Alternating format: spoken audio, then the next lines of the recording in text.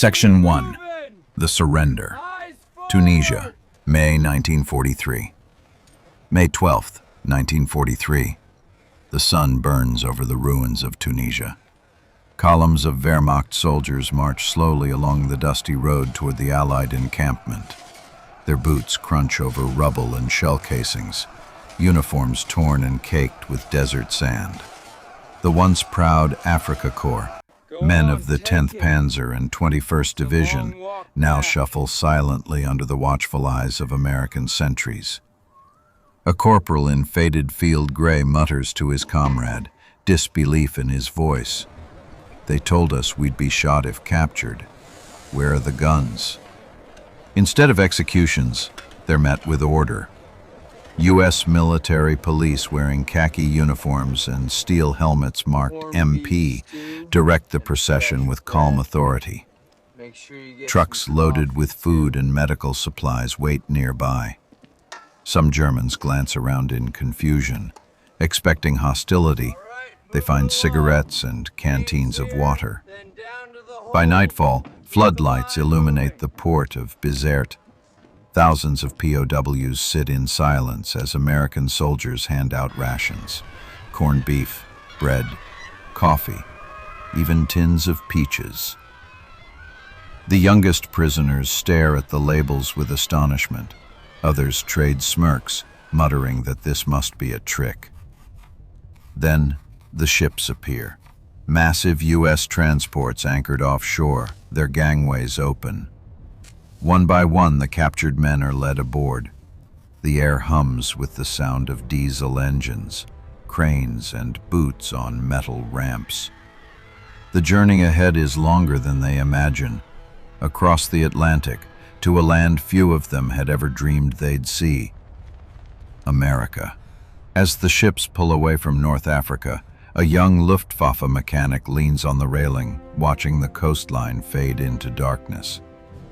He thinks of home, of the propaganda films that warned him of barbaric American cruelty. He cannot know that what awaits him is not hatred, but a revelation. Section 2. Crossing the ocean, aboard the Liberty ships, 1943. June 1943.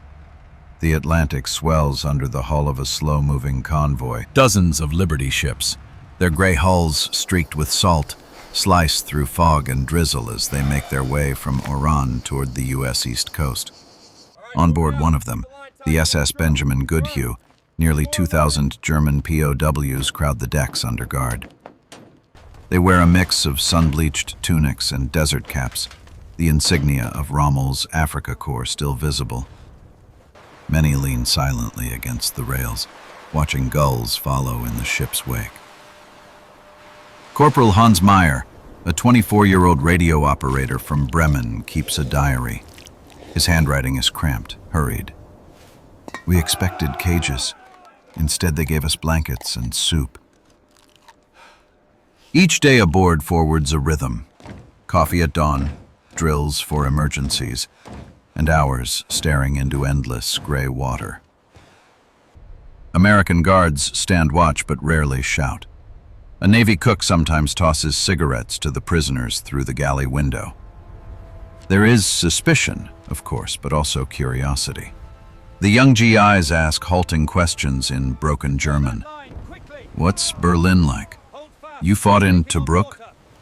When the first storm hits, the men below deck are tossed from their bunks.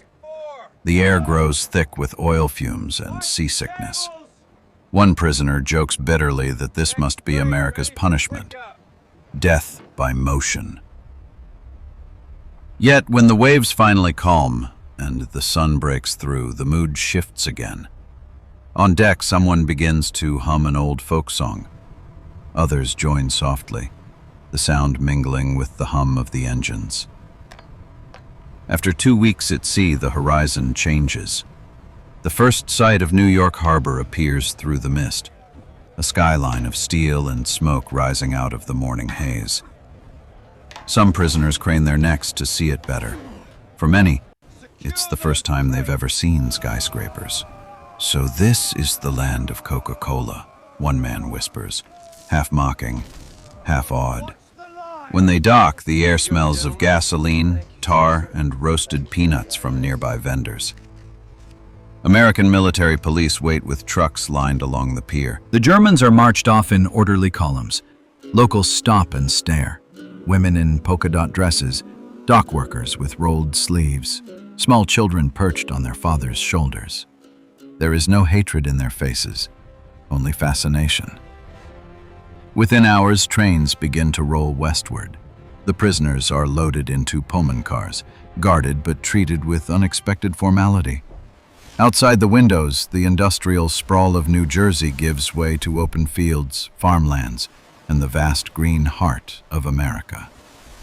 The men whisper among themselves, bewildered. Where are they being taken? They expect camps surrounded by barbed wire and snarling dogs. What they find instead will challenge everything they've been told. Section 3. The Camp. Fort Robinson, Nebraska, 1944.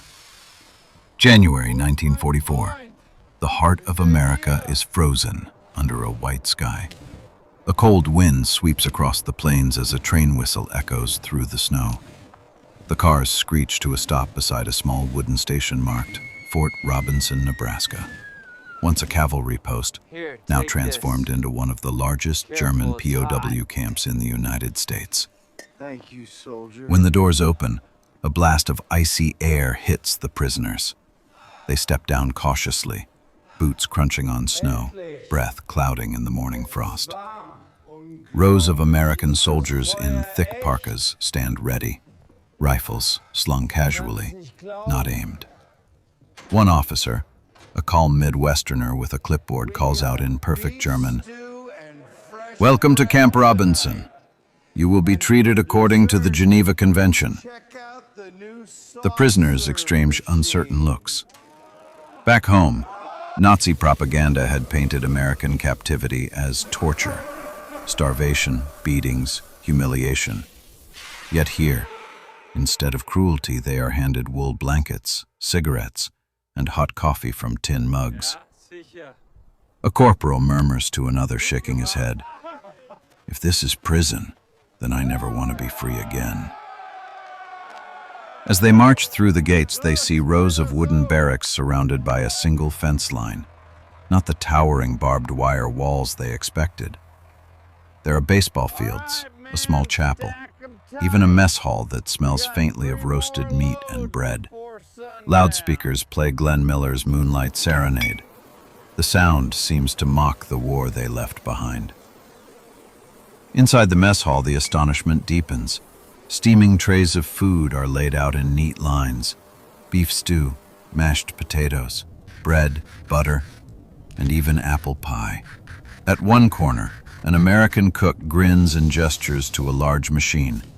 It hums softly, venting cold mist into the air. "Ice cream machine," he says, patting it proudly. The Germans stare.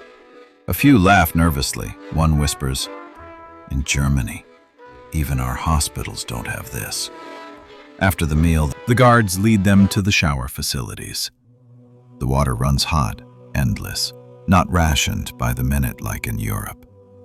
Some prisoners simply stand there, motionless, letting the warmth run down their backs, steam curling around their faces.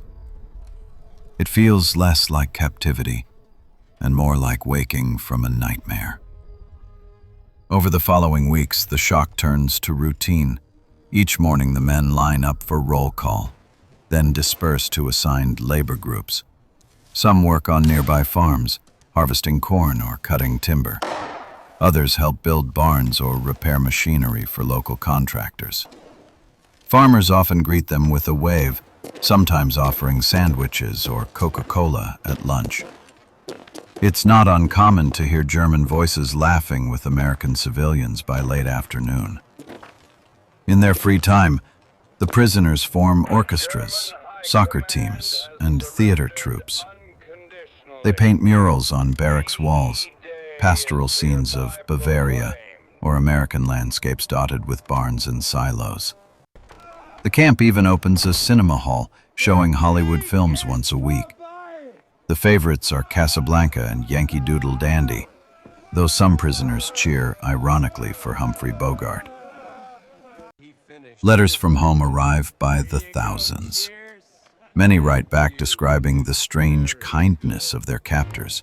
One sergeant writes, "We were told we would be treated like animals. Instead, they give us ice cream and cigarettes. Perhaps we are the ones who were lied to." The camp commandant, Colonel Joseph McDonough, often says to visitors, "If we treat them as men, they'll behave as men." He's right. Dead. Discipline problems are rare.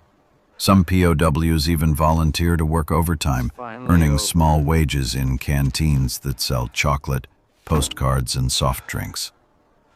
By 1944, Fort Robinson has become not just a prison, but a community, one that blurs the line between captor and captive.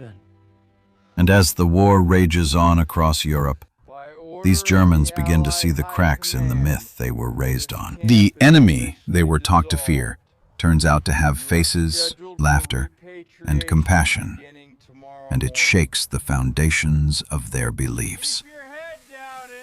But not all of them will leave America unchanged. Some will return home to a Germany in ruins, haunted by what they've discovered here, that even in war, humanity can survive. Section 4. The Realization. The Day the War Ended, 1945. May 8, 1945. Victory in Europe Day. The news reaches Fort Robinson just after sunrise. A crackling radio in the command office carries President Truman's voice declaring Germany's unconditional surrender. Within minutes, the message ripples through the camp. Guards whisper it to one another. Prisoners stop mid-task in the fields.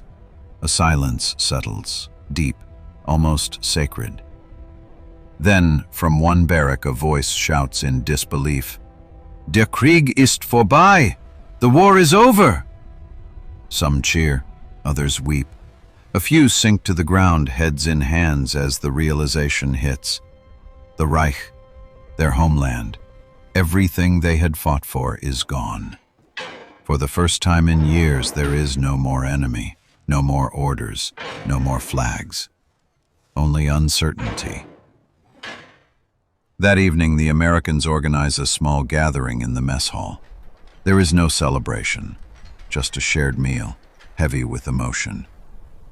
German soldiers and U.S. guards sit together at long tables. The Americans serve roast chicken, potatoes, and Coca-Cola, the same drink that had fascinated the prisoners since their first day. Someone finds a record player, and soon soft swing music fills the air. Benny Goodman's Sing, Sing, Sing. Corporal Hans Meyer, the radio operator from Bremen, sits near the window, his hands around a glass bottle of Coke. He studies the label as if it holds some secret. "You know," he says quietly to an American sergeant beside him, "we were told you drank the blood of your enemies. I suppose this is what they meant." The sergeant laughs. "Yeah, well, it's sweeter than that." Laughter ripples through the room, hesitant at first, then freer. For a moment, the war feels far away. The guards are no longer captors, and the prisoners no longer enemies. They are simply men sharing relief and exhaustion in equal measure. Outside, the Nebraska sky glows with the last light of dusk. Fireflies dance over the fences, and somewhere in the distance, a harmonica plays a tune that sounds halfway between a lullaby and a farewell. In the following weeks, news arrives of what has happened in Europe. Berlin in ruins, Hitler dead, millions displaced. The prisoners gather around bulletin boards reading newspapers, their faces drawn with disbelief. The images of bombed-out cities, concentration camps, and emaciated civilians burn away the last fragments of propaganda. Some stand for hours, staring at the photos in silence. "We fought for this," one man mutters, voice trembling. By summer's end, the process of repatriation begins. Trains are arranged to take the prisoners eastward, toward ports in New York and Virginia. But when the first lists are posted, something unexpected happens. Dozens of POWs step forward requesting to stay. Some have fallen in love with the land, its open fields, its freedom, the strange kindness of the people who fed and clothed them. They volunteer to work longer in agriculture or forestry until formal release. Others simply cannot face going home to a country that no longer exists as they knew it. Before departing, the Americans give each man a Red Cross package, a clean uniform, chocolate, cigarettes, and one small glass bottle of Coca-Cola, the token of the life they glimpsed in captivity. As the trains pull away, men lean out of the windows, waving to guards who wave back. There are no jeers, no hatred, only quiet respect. Back in Germany, they will tell their families about what they saw in America, about the showers, the ice cream, the baseball games, and the music, about how their enemies treated them not with vengeance but with dignity. And those stories, told and retold in ruined towns, will plant small seeds of doubt in the myths that fueled a war. Years later, historians would call it one of the most overlooked paradoxes of the Second World War, that in the land of their captors, thousands of German soldiers first experienced real freedom. And in a way, perhaps, that was the greatest victory of all.